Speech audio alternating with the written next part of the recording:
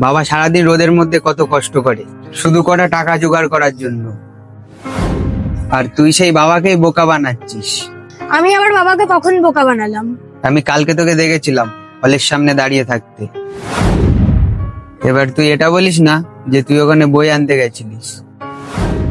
তোর ভাগ্য ভালো আমি তোকে দেখেছিলাম, যদি বাবা দেখতো ভাবতো কতটা কষ্ট পেত। দেখ, বাবার তো এখন বয়স হয়েছে, আমাদেরও তো উচিত বাবার পাশে দাঁড়ানো।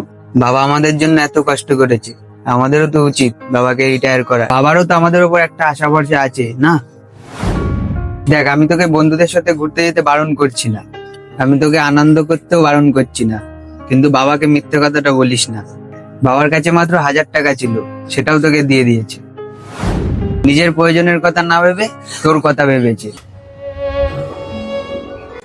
বাবা, হ্যাঁ বল। আমি তোমাকে কালকে মিথ্যে কথা বলেছিলাম। মিথ্যে কথা? কিসের মিথ্যে কথা? আমি কালকে যে টাকাটা নিলাম তোমার থেকে, ওটা নিয়ে আমি বই কিনিনি, ওটা নিয়ে আমি মুভি দেখতে গেছিলাম বন্ধুদের সাথে। এমনকি শুধু কালকে না, আমি তোমাকে মাঝে মাঝে মিথ্যে কথা বলি। আমি তোমাকে প্রমিস করছি আর জীবনে কখনো মিথ্যে কথা বলবো না। আমি তোমাকে মিথ্যে কথা বলেছি বলে তুমি আমার উপরে রাগ করোনি তো? একটু খারাপ লেগেছে, কিন্তু তুই নিজের ভুলটা বুঝতে পেরেছিস, এতেই আমি খুশি।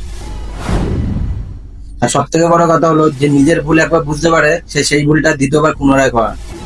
প্রমিস করছি আমি এবার থেকে মন দিয়ে পড়াশোনা করব আর তোমার নামটা উজ্জ্বল করব। আচ্ছা ঠিক আছে মা, তুই এখন আয় তাহলে। আচ্ছা ঠিক আছে বাবা।